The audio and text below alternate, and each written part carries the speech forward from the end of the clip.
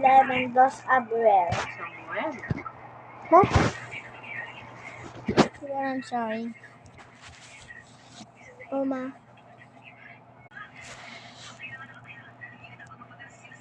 Ang mga official ni David.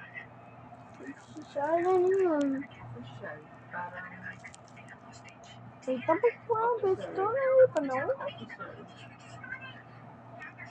Pwede mo na ang best.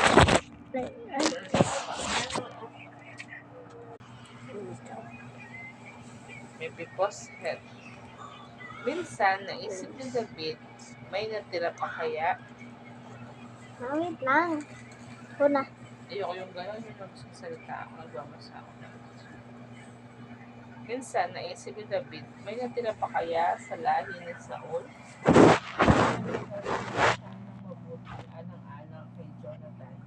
May isang servant ng pamilya ni Saul na ang pangalan ay Siba. Tinatawag siya para humarap sa hari at sinabi sa kanya ni David, "Ikaw ba si Siba?" At sumagot siya, "Ako nga, sir." Sabi ng hari, Mamita, saan mo ba yung Bible? "Ano naman tanong? Diba sa lahi ni Saul? Kung merong isa sa mga anak ni Jonathan, isa siyang lumpo." Sabi ng hari, "Lumpo, parang di makalakad ganun."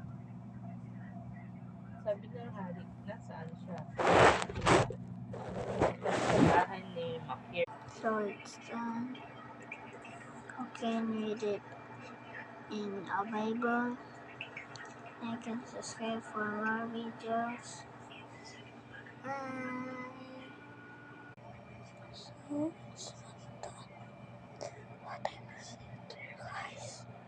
I'm really excited for our festival in Apalit. Ampang. Since I was born there. After here, I live say David. So stay tuned for part 2.